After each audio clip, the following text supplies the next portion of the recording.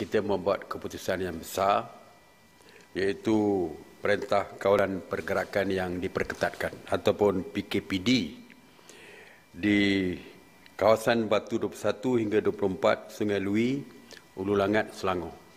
Iaitu yang kedua yang kita laksanakan selepas kita laksanakan di Sempang Renggam ataupun di daerah Keluang.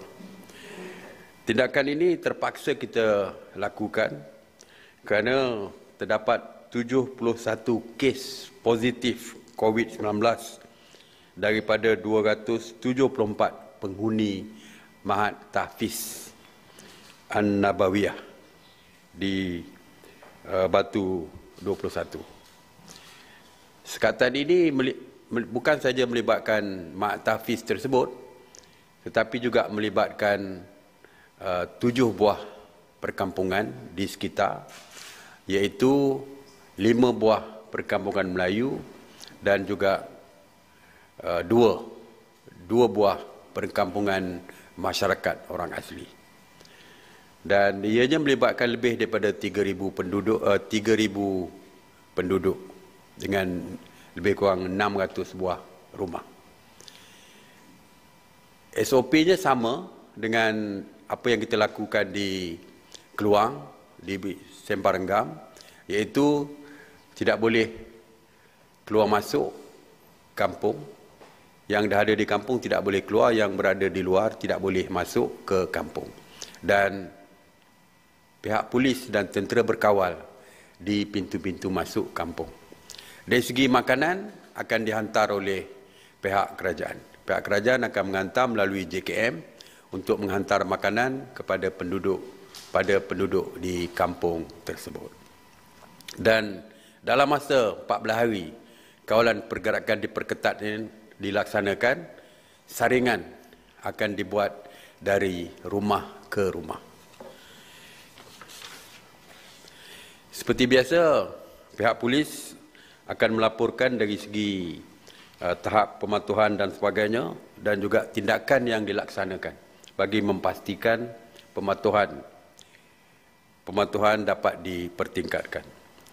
Semalam, PDRM telah menahan 828 individu di sekatan jalan raya dan juga rondaan PDRM kerana melanggar PKP ini.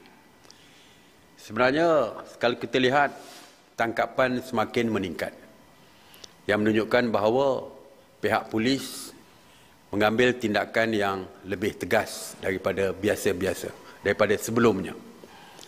Dan sebenarnya sasaran kita bukan untuk menambahkan tangkapan. Sasaran kita adalah untuk mengurangkan tangkapan. Semakin banyak tangkapan setiap hari bermakna masih ramai rakyat kita yang tidak patuh kepada arahan yang dikeluarkan. Sebab itulah sasaran kita supaya semakin hari semakin kurang tangkapan yang untuk bagi kita menunjukkan bahawa pematuhan rakyat semakin mencapai secara keseluruhannya.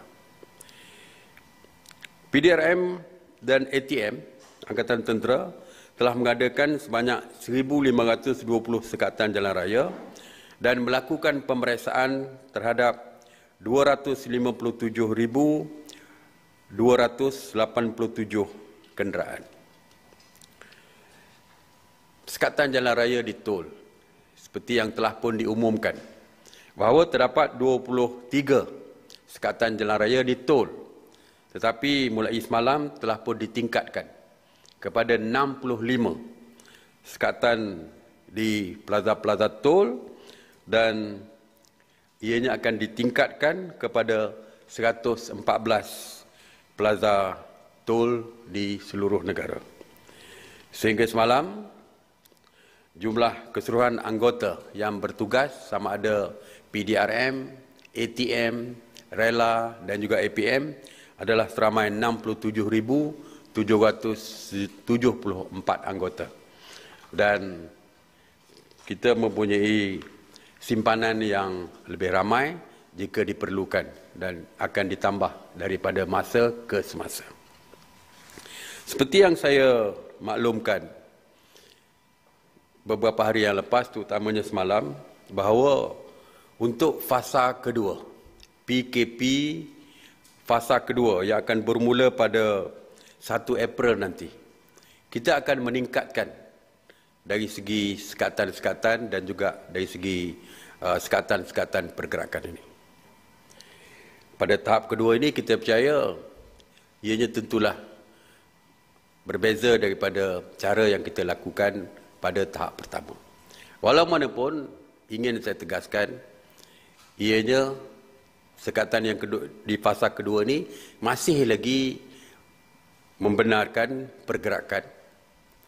Masih lagi kedai-kedai masih dibuka seperti biasa.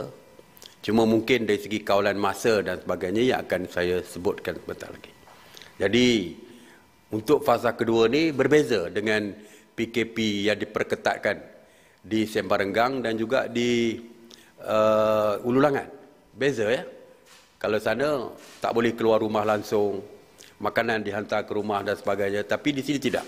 Jauh sekali daripada perintah berkurung seperti yang diwawarkan oleh pihak-pihak yang tidak bertanggungjawab ini.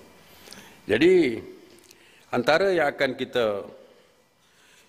kita laksanakan, di antara sekatan-sekatan yang akan kita laksanakan adalah yang pertamanya dari segi premis perniagaan. Seperti kita tahu, semua premis perniagaan selain daripada keperluan harian, makanan dan sebagainya tidak dibenarkan. Walaupun seperti kita tahu, hari ini supermarket, pasaraya dan sebagainya berniaga sehingga membuka premis mereka sehingga ke pukul 10 malam. Dan ada yang sampai pukul 12 pun ada kita dengar. Oleh itu kita membuat keputusan, mesyuarat pagi ini membuat keputusan bahawa waktu beroperasi pasaraya, hypermarket dan mana-mana premis yang menjual barang keperluan makanan harian adalah di antara pukul 8 pagi hingga pukul 8 malam. Bagi restoran, kedai-kedai makan, gerai-gerai makan dan sebagainya, walaupun kita benarkan operasi untuk makanan yang berbungkus, yang dibungkus untuk dibawa pulang, waktunya adalah daripada 8 pagi hingga 8 malam.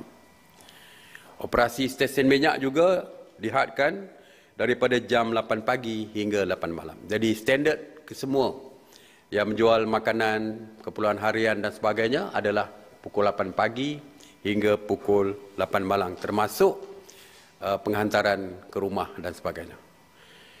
Walaupun pihak kerajaan menggalakkan supaya orang ramai menggunakan pembelian secara atas talian. Ya. Dan walaupun penghantaran atas talian, tetapi kita menasihatkan orang ramai supaya tidak bersemuka dengan delivery ataupun pihak yang menghantar makanan tersebut. Kita lebih menggalakkan supaya makanan ditinggalkan di luar pagar dan yang menghantar makanan menelpon ke rumah dan tuan rumah keluar untuk mengambil makanan apabila delivery ataupun penghantar tersebut beredar daripada rumah tersebut. Kita cuba mengelakkan adanya pertemuan bersemuka kerana kita cuba mengelakkan daripada pergerakan seperti itu yang boleh menyebabkan merebaknya penyakit ini. Waktu operasi pengangkutan awam kita kekalkan, iaitu kita kekalkan dari 6 pagi hingga 10 malam dan juga daripada 5 petang hingga 10 malam. Kita faham ada pekerja yang shiftnya berakhir pukul 8 ataupun pukul 9 malam. Jadi mereka masih boleh menggunakan kenderaan awam. Kecuali taksi dan e-hailing dibenarkan beroperasi daripada 6 pagi hingga 10 malam berterusan. Ya, termasuk kenderaan-kenderaan persendirian. Dan seperti yang telah pun kita maklumkan bahawa kenderaan persendirian walaupun dibenarkan untuk keluar membeli bahan makanan dan sebagainya, tetapi kita tetapkan satu kenderaan untuk satu orang untuk satu kenderaan. Kita memahami bahawa masih banyak kenderaan-kenderaan komersial, pengangkutan komersial yang melibatkan barangan keperluan seperti makanan dan perubatan kini berada di atas jalan raya daripada pagi hingga ke malam. Kita memang membenarkan kenderaan tersebut beroperasi, walau bagaimanapun kerajaan menggalakkan supaya kenderaan ataupun pengangkutan komersial untuk barangan keperluan ini beroperasi di antara 7 malam hingga 7 pagi. Ianya adalah digalakkan, ya, bukan arahan supaya mereka hanya bergerak 7 malam sampai 7 pagi, tetapi digalakkan. Kerana kita dapati ada kenderaan yang memerlukan jangka masa yang panjang untuk beroperasi. Mungkin daripada Johor Bahru nak pergi ke Perlis, tak boleh selesai. Saya dipahamkan sampai 17-18 jam. Saya dipahamkan. Jadi kita dah bersetuju supaya pengecualian itu diberikan walaupun kita galakkan beroperasi di waktu malam. Aktiviti riadah dan sosial tidak dibenarkan di kawasan awam dan persendirian walaupun di dalam gated area sekalipun. Kita tak nak membezakan antara yang di dalam gated dan di luar gated area ni. Sesiapa saja undang-undang kita sama merangkumi kesemua lapisan rakyat. Tidak ada perbezaan dari segi penguatkuasaan undang-undang seperti ini. Oleh itu, kita tidak benarkan aktiviti itu dijalankan, tetapi kita ada kelonggaran iaitu untuk golongan autism dan juga OKU untuk mendapatkan terapi seperti yang dinasihatkan oleh pakar. Walau bagaimanapun, kita juga melarang secara berkumpulan. Walaupun terapi itu diperlukan di luar, tetapi juga tidak dibenarkan secara berkumpulan. Seperti yang telah saya umumkan, bahawa pihak kerajaan telah pun mengarahkan KPDN HEP untuk menentukan harga shilling. Pagi tadi kita membincangkan perkara ini dan kita dapati bahawa topping muka tidak banyak dikeluarkan di dalam negara, tetapi kebanyakannya diimport daripada negara luar. Jadi kita juga terikat dengan harga yang diimport tadi. Oleh itu, mesyuarat bersetuju harga topping muka, harga shilling topping muka adalah RM1.50. Iaitu 50 sen lebih murah daripada harga yang telah pun ditetapkan lebih awal iaitu RM2. Dan kita akan terus mengkaji dari masa ke semasa harga tersebut. Jika didapati harga yang dibeli sudah pun menurun daripada harganya, kita mungkin akan review balik dan mengumumkan semula harga yang lain, harga yang baru. Jadi itu saja yang saya nak sampaikan hari ini. InsyaAllah besok ada beberapa perkara yang penting juga dari segi akan diumumkan dari segi PKP fasa kedua ini. Terima kasih. Assalamualaikum warahmatullahi wabarakatuh.